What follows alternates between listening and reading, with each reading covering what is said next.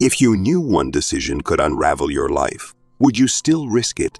This is the story of a young man trapped between love, loyalty, and a secret obsession he never meant to begin.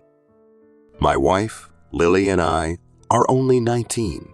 To most people, that might seem like we're too young to know real love, but we'd spent 3 years together by the time we decided to get married. I remember the looks we'd get when we announced our engagement, judgmental stares and whispers about young love and teenage infatuation. But for us, it was different. We had been through more together than most people go through in a lifetime. From the start, our relationship faced harsh scrutiny, especially from her father. Her father was difficult, to say the least. He was a hard man, quick to anger and always disapproving. In his eyes, I was nothing but trouble, a young, reckless boy unworthy of his daughter. He was abusive, especially toward Lily, his words laced with poison, his anger unpredictable. Every time she would stand up to him or defend our relationship, he would belittle her, cut her down, and question her loyalty. I watched as his harshness weighed on her, making her doubt herself, making her question everything. And yet, despite all of this, we stayed together. We built a fortress around ourselves, a place of solace where we could escape her father's hatred. Each battle made us stronger, or so I thought. When we finally tied the knot 2 years ago, I felt a surge of pride. We'd overcome so much to be together, and I believed that our love was enough to weather any storm. I loved her. I still do. But love is complicated, and sometimes the very things we think will bind us end up unraveling everything. Lily's mother, Claire, was nothing like her father. Where he was harsh, she was gentle. Where he was critical, she was understanding. Claire was in her 40s, but she carried herself with a kind of youthful spirit that made her seem much younger. From the first time I met her, she radiated warmth. She had been through her own share of hell, things that would have broken most people, but somehow she'd emerged from it all with her sweetness intact. In a way, I felt she was one of the few genuinely good people I'd ever known. Her resilience fascinated me. It was almost a quiet strength, hidden beneath a gentle, almost fragile exterior. She had survived horrors that no one should ever have to face, and yet she always seemed to have a kind word for everyone, a smile, even on her worst days. I grew to admire her deeply. She was someone who inspired loyalty, someone you wanted to protect. Ironically, that protectiveness extended to my wife, who had always felt responsible for her mother. Lily treated Claire with a fierce loyalty and almost motherly protectiveness. And as her husband, I shared in that responsibility. We weren't just a married couple, we were a team. But over time, my bond with Claire began to evolve in ways I hadn't anticipated. What began as respect and admiration took on a new shape, something deeper, more complicated. And in that complexity, seeds of something dangerous began to take root. 3 months ago, Claire lost her apartment. It wasn't her fault. Her landlord hiked up the rent, and with her modest income, she simply couldn't keep up. With nowhere else to turn, she asked if she could stay with us, just until she could find a more permanent arrangement. Our place was small, a cramped one, bedroom with thin walls and little privacy. But she was family, and despite the lack of space, we welcomed her into our home.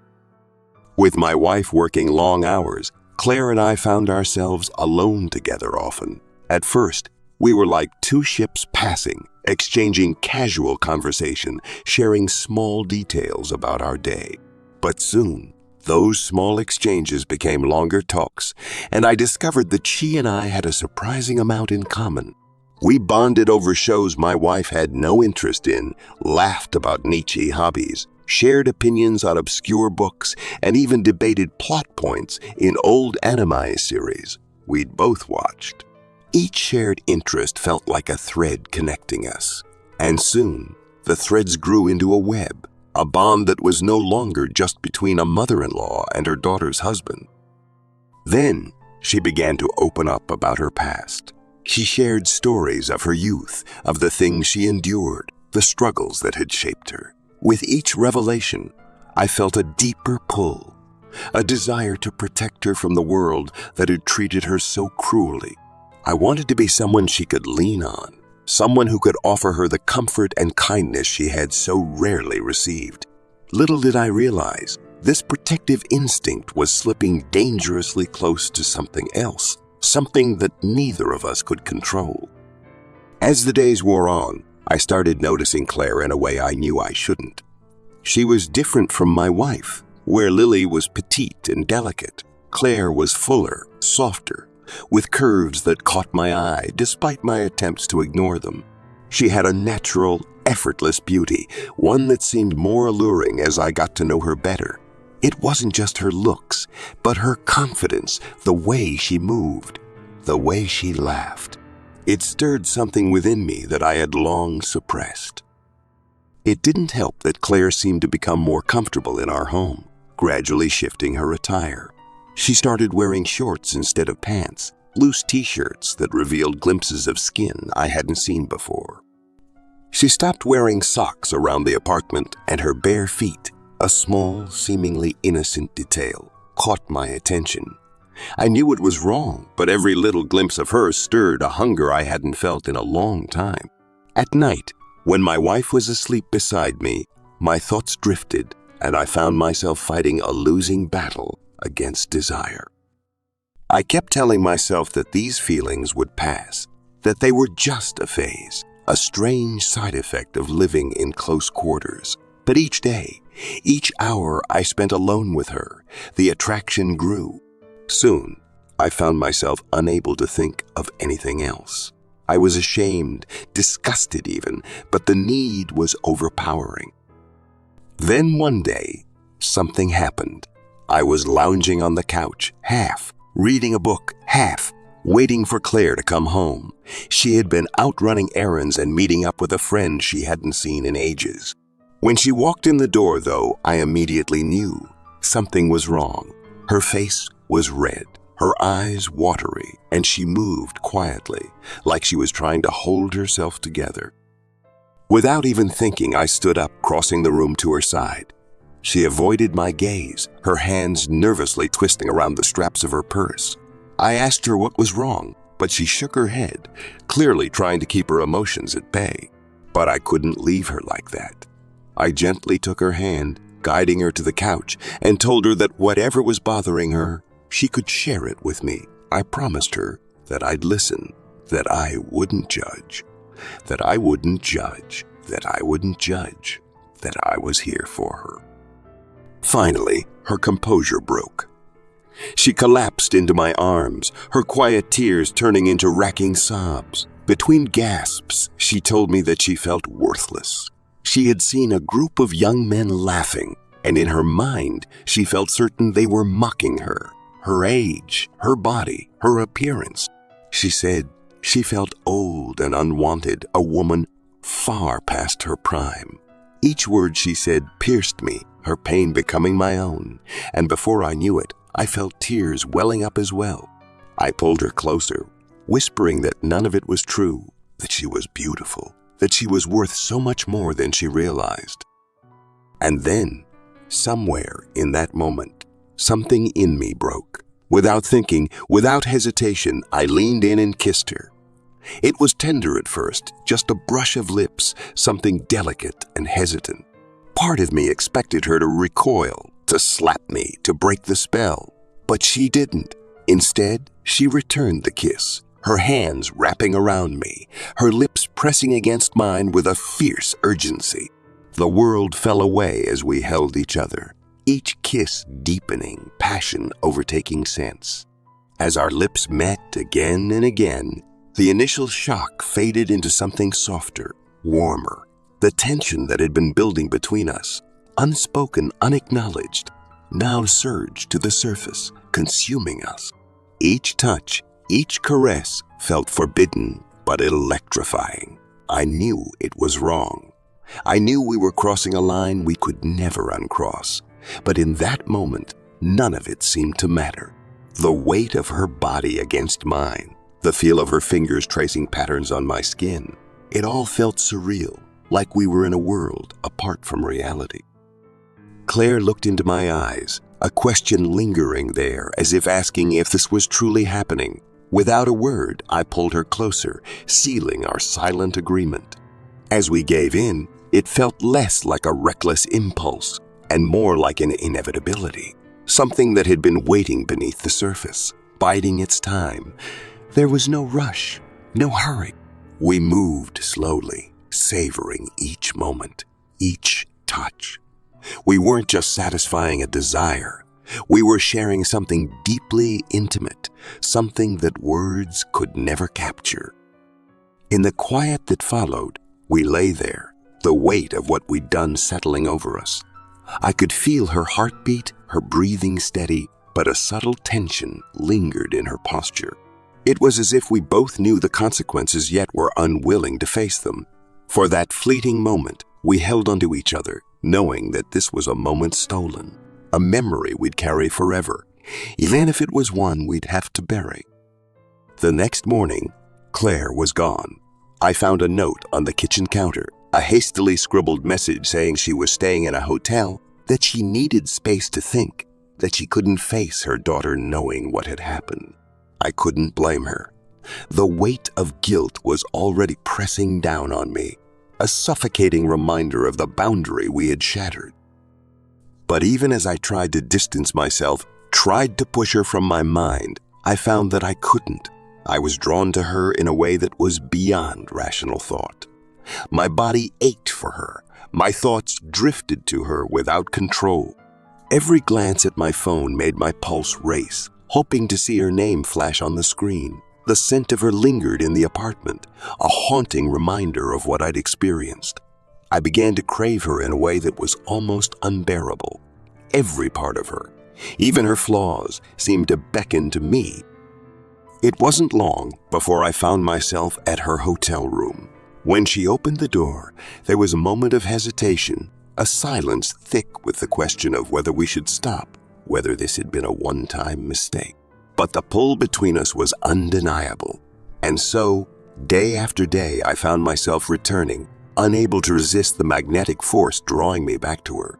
Each meeting was more passionate than the last, her touch more intense, her desire mirroring my own. She awakened something in me that I had never felt before, something that both thrilled and terrified me. I knew that the affair couldn't continue. It was tearing me apart, piece by piece, like a slow poison. Every time I looked at Lily, the guilt gnawed at me, whispering that I was betraying the one person who had stood by my side. I knew I needed to end it, to put a stop to the spiraling chaos I had unleashed in our lives. But the truth was, I didn't know how to walk away from Claire. Every time I told myself it was over, that I wouldn't go back to her, I found myself craving her touch, her laugh, her presence. It was as if I were caught in a web of my own making, bound by desires that felt beyond my control. I felt like I was descending into darkness, each step deeper than the last, with no way out. I saw the damage I was causing, and yet there I was, trapped in a cycle that only seemed to pull me further down. I wished I could go back, undo the choices I had made. But the reality was, I was in too deep, and the walls around me were closing in. I was terrified of the moment when the truth would come crashing down, when the illusion would shatter, and I'd be left to face the ruin I had brought upon all of us.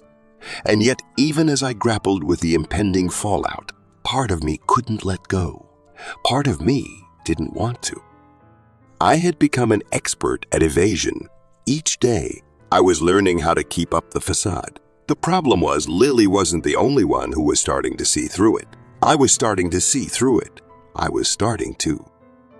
The more time I spent with Claire, the deeper I fell into a web I couldn't untangle, but the thrill that once felt intoxicating had morphed into something darker, more desperate. Each visit with her felt heavier, as though I were gambling my whole life on these stolen moments. Then came the day it all crumbled. Days later, everything came crashing down. I'll never forget that knock on Claire's hotel room door. It was late afternoon, the time Lily would usually be at work, so I was completely unprepared. The knock was light but firm, and both of us froze. My heart pounded as I motioned for Claire to stay silent, and at that instant, the door opened. It was Lily. She looked confused, almost hurt, as if she already knew but couldn't believe it until she saw it herself. For a long moment, we just stared at each other, the silence more damning than anything she could have said. She took a step back, her voice trembling as she asked, "How long has this been going on?" I opened my mouth to explain, but no words came. Nothing I could say would make this right. The truth was out, ugly and raw, and there was no hiding from it anymore. Lily's face crumpled, and without another word, she turned and walked away. And in that moment, the full weight of my betrayal hit me. When I returned to our apartment later that evening, I was scared. My heart pounded in my chest, a mixture of shame and dread twisting inside me. I had imagined 1,000 times how this affair would end, but nothing prepared me for the reality of Lily standing there, tears streaming down her face, the raw betrayal shining in her eyes. "Why?" she asked, her voice trembling. "Why my mother?" What could I say? There was no explanation, no excuse that could make sense of what I'd done. I stammered, trying to find words, but everything I said sounded hollow, like I was digging myself deeper. I don't know, Lily. It just happened. The words felt so pathetic, so meaningless. Lily's face hardened, and she took a step back, crossing her arms tightly around herself. "You ruined everything," she whispered. "Everything we built together. You broke me." Her words struck like a slap, and I reached out to her, but she recoiled as if my touch had become poison. I watched her walk away from me, the door slamming shut behind her. In that instant, I realized just how far I had fallen, how deeply I'd hurt the one person who trusted me.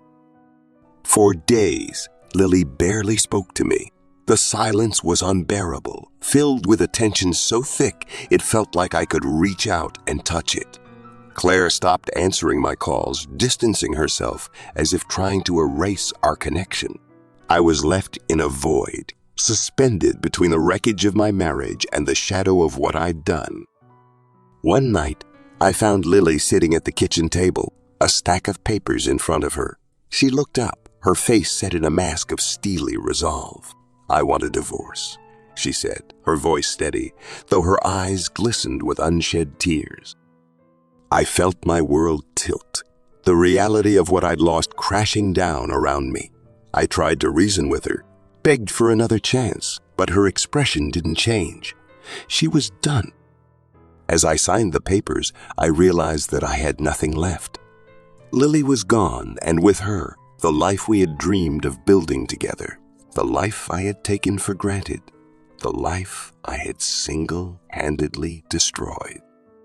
Months have passed, but the memories remain sharp, painful like shards of glass embedded deep in my mind. Every night I lie awake, replaying every choice, every mistake that led me here, haunted by the faces of the two women I had loved and betrayed. The apartment is empty now, echoing with the silence of my solitude, and the weight of what I've done hangs over me like a ghost that will never leave. They say betrayal is a debt, one that always comes due. And now, alone, I find myself paying for it, day by day, haunted by regrets that no amount of time can erase. If you found this story gripping, hit that subscribe button and turn on notifications so you don't miss out on more intense and eye-opening stories just like this one. And remember, your support means everything. Thank you for watching, and see you in the next video.